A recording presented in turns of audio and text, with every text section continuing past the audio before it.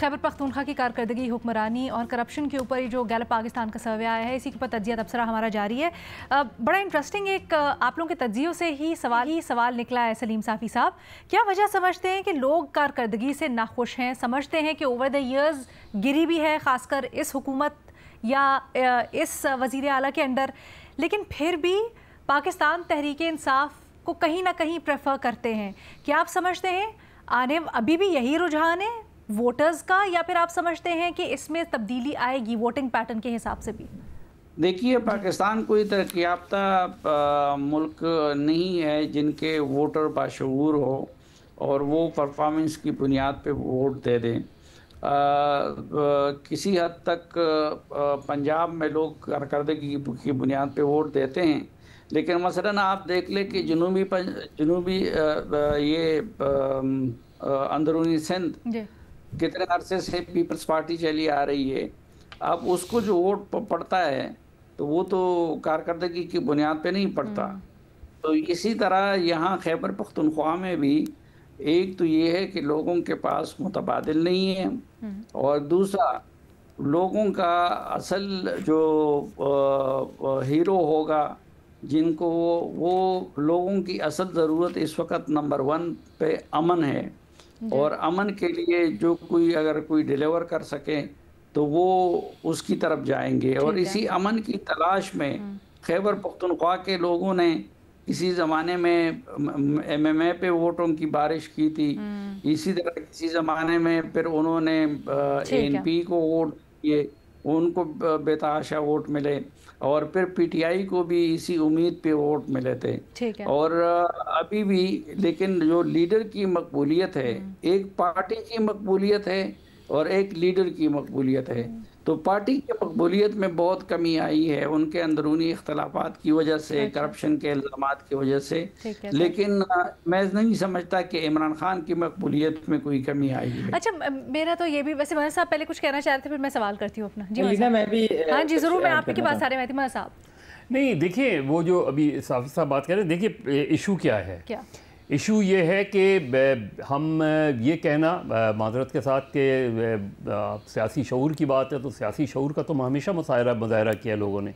इससे ज़्यादा अच्छी बात क्या हो सकती है कि खैबर पख्तूनख्वा की सियासी रवायात ये रही है कि वो नई नई पार्टियों को वोट देते हैं। अच्छा, आप इसको सियासी शऊर पुट करते हैं महमद साहब, लेकिन महमल अभी जैसे हम बात कर रहे थे, मेरा ख्याल है मैं जवाब जल्दी से इसको आगे अगर ले चले, आप कंप्लीट कर लें। नहीं, मैं तो सिर्फ देखिए, ये क्वेश्चन सियासी शऊर का नहीं है। अच्छा, चीज़ ये है कि हम किस चीज़ को जज करते हैं। हम फाइनल, अगर हम पार्लियामेंट्री डेमोक्रेसी पे बिलीव करते हैं, तो अगर कोई पार्टी जीतती है इलेक्शन, तो इसका मतलब ये है कि क्या लोगों ने सियासी शऊर का मुज़ाहरा नहीं किया? हम लोगों के शऊर को क्यों क्वेश्चन कर रहे हैं? ठीक है, देखिए पार्टी की कारकर्दगी, JUI तमाम खैबर पख्तूनख्वा की पार्टियों को उन्होंने वोट दिया, उनको गवर्नमेंट में लेकर आए, उसके बाद उन्होंने तब्दीली कर दी। अच्छा, ये अब मेरा सवाल है ना कि अगर एक तरफ लोग ये शिकवे शिकायत करते हैं कि कारकर्दगी नहीं है, और वो चाहते भी हैं बेहतर सहूलियात, बेहतर कारकर्दगी, बेहतर अमन व अमान, लेकिन फिर वो ये गिला करते हैं कि जब हम शख्सियात को वोट देते हैं या हम पॉपुलर बयानिए के ऊपर वोट देते हैं तो काम नहीं होते। तो फिर महमल इसको क्या कहेंगे अगर सियासी शऊर ना कहें तो? निकली ना, पहली चीज़ तो ये है कि हमने देखा, अगर आपको याद होगा कि वोट ऑफ नो कॉन्फिडेंस से पहले जब लोकल बॉडीज़ के इलेक्शन हुए थे, तो PTI की दूसरी जो गवर्नमेंट थी खैबर पख्तूनख्वा के अंदर, तो फेज़ 1 के अंदर आप देखिए कि बड़े सरप्राइजिंग रिजल्ट्स थे। हालांकि उनकी अपनी गवर्नमेंट थी, और वो सरप्राइजिंग रिजल्ट्स क्यों थे? क्योंकि उनकी गवर्नेंस के इशूज़ के ऊपर लोग गैर मुतमईन थे। उनके बहुत सारे जो है वो करप्शन के स्कैंडल्स भी सामने आए थे, उस वक्त भी आए थे, और अब तो खैर अब भी उसके ऊपर जो हो रहा है वो चीज़ हो रही। तो गवर्नेंस के ऊपर तो अभी भी लोग कह रहे हैं कि वो कुछ नहीं। फिर क्या हुआ अलीना, कि फिर वोट ऑफ नो कॉन्फिडेंस वाला ये सारा जब वो चीज़ हुई, तो एक बयानिया बनाया गया। और क्या बयानिया बनाया गया? Anti American. एक ख़ास तौर पे खैबर पख्तूनख्वा के अंदर ये एंटी अमेरिकन जो सेंटिमेंट है, ये काफ़ी चीज़ ये चलती है वहाँ पर। एक और फिर एक ओवरऑल भी अगर आप नैरेटिव देखें, खाली खैबर पख्तूनख्वा की बात नहीं, पूरे पाकिस्तान के अंदर, यानी कि हम यहाँ बात करें कि पंजाब के अंदर फिर भी शायद लोग कारकर्दगी पे देते नहीं। बुज़दार साहब की हुकूमत के बाद अगर पंजाब में फिर भी जो PTI को वोट पड़ा है, वो कारकर्दगी पे नहीं पड़ा, वो इमरान खान साहब के बयानिया पे पड़ा है। वो वाला बयानिया जो एक कॉन्स्पिरेसी थ्योरी के ऊपर बनाया गया, कैसे उनकी हुकूमत की, सारा कुछ जो हमारे सामने ही है, इसके ऊपर बहुत ज्यादा बहस भी हो चुकी है। तो बयानिए के ऊपर वोट पड़ा, तो इसलिए मैं कह रही हूँ कि खैबर पख्तूनख्वा में वोट गवर्नेंस के खिलाफ, यानी कि बुरी गवर्नेंस के खिलाफ पड़ रहा था, लेकिन फिर बयानिया हावी आ गया जब हालात बदले। तो एक ये बहुत बड़ा इशू। मैं यही फर्क समझना चाहती हूँ, मैं यही फर्क समझना चाहती हूँ कि फिर लोग क्यों गिले शिकवे करते हैं। फिर तो अपेरेंटली उनको होना चाहिए कि भाई हमारे लीडर को रिहा नहीं करवाया, इसलिए ये हुकूमत हमें पसंद नहीं है। तो जायज है ना, अगर वोट आप किसी को दे भी दें और आप उनसे नहीं भी मुतमईन, लेकिन वोट देने का पैमाना, लेकिन वोट देने का पैमाना जो था वो गवर्नेंस नहीं था। फिर अगर यहाँ पर हम एनालाइज कर रहे हैं, अगर वोट देने का पैमाना कुछ और था, एक्सपेक्टेशन ये थी कि विफाक के अंदर इमरान खान की हुकूमत आएगी या इमरान खान की रिहाई होगी या फिर स्टेटस को तोड़ा जाएगा, तो फिर वो एक्सपेक्टेशन होनी चाहिए। आसिफ, मैं समझता हूँ कि केपी के अवाम भी बिल्कुल बाशऊर हैं, और मैं समझता हूँ कि वो भी, जिस तरह मैंने पहले कहा कि अब राइट्स का और जो बयानिया है ये ज़्यादा बिकता है। मुझे बताएं ना, पेशावर से इख्तियार वली क्यों जीते थे? नून लीग के टिकट पे जीते थे, इमरान खान साहब की हुकूमत में जीते थे।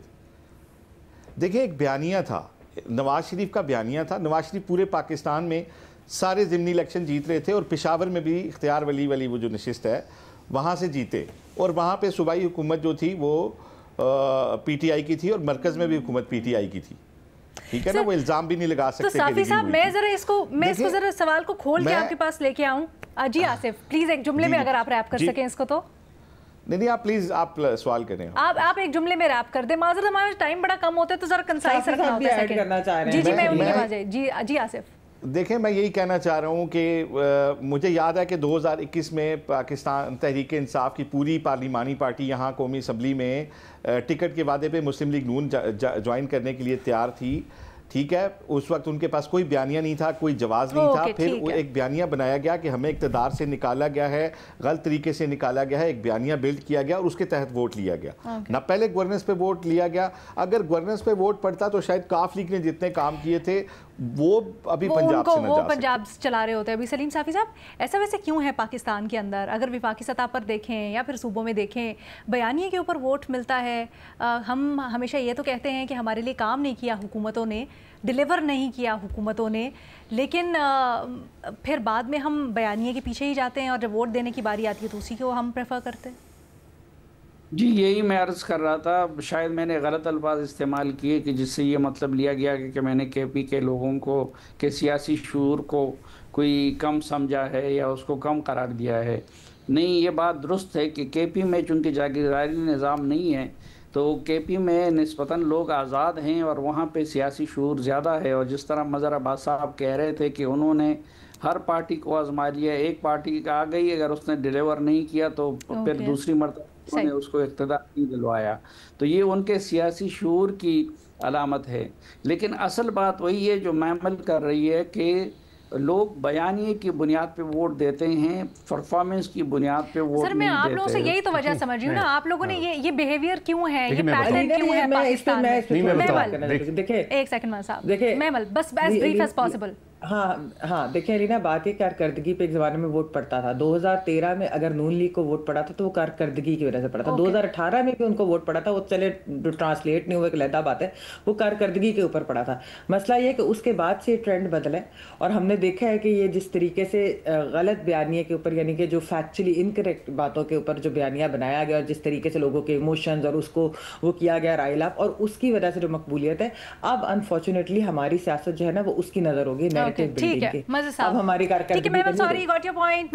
मज़ा जल्दी से दो बातें। एक तो ये कि जैसे अभी साफी साहब कह रहे थे कि पीपल्स पार्टी जो है वो रूरल सिंध में क्यों जीतती है। रूरल सिंध में पीपल्स पार्टी इसलिए जीतती है कि चैलेंजर्स नहीं है। किसी ने चैलेंज किया पीपल्स पार्टी को जाके रूरल सिंध में? नो। किस तरह? तो जब आपके ऑल्टरनेट नहीं होगा तो सिंध का तो ये मसला है, जब तक कोई पार्टी जाके वहाँ सही मानों में पॉलिटिक्स नहीं करेगी, पीपल्स पार्टी को चैलेंज नहीं करेगी। वैसे कराची में किया था, लेकिन कराची में भी फिर हमने देखा लोकल बॉडीज में। केपी में देखिए, केपी में जो इमरान खान की पॉपुलैरिटी की वजह क्या बनी? सबसे पहली वजह बनी कि PMLN और पीपल्स पार्टी ख़ास तौर पे उन्हें ये लगा कि पीपल्स पार्टी, PMLN और ANP ये ऑपरेशन के हक़ में थे। ठीक है। इमरान खान ऑपरेशन के ख़िलाफ़ थे। तो वहाँ जनरली, क्योंकि आप ऑपरेशंस के हवाले से जो आज भी इश्यूज़ हैं कि उन्होंने कहा जी इतना ऑपरेशन किया, उसके बावजूद हमें सिक्योरिटी के इश्यूज़ हैं, उस चीज़ को उन्हें वो मिला। उसके बाद वहाँ 2 मरतबा, एक मरतबा MMA की हुकूमत रही, फिर पीपल्स पार्टी ANP इनकी मुश्तरका हुकूमत रही, तो उन्होंने दोनों अलायंसेस तकरीबन 4 पार्टियों को मौके दिए 2002 से लेके 2013 तक। ठीक है सर। फिर 2013 में उन्होंने PTI को उस तरह ANP, PMLN और पीपल्स पार्टी और JUI पॉलिटिकली काउंटर नहीं कर सके उनके उस बयानिए को। ओके, ठीक है जी। टू सम इट अप, क्यों अवामी एतमाद में खैबर पख्तूनख्वा में कमी हो रही है? हमारे तज्जियाकार ये समझते हैं कि सबसे बड़ा मामला सिक्योरिटी, अमन व अमान, इसके ऊपर जो लोगों के खदशात हैं उनको एड्रेस नहीं किया जा रहा, इसकी वजह से बुनियादी तौर पर। और फिर मौजूदा जो हुकूमत है उसकी सूबाई हुक्मरानी पर अदम तवज्जो ही भी एक बड़ी वजह है।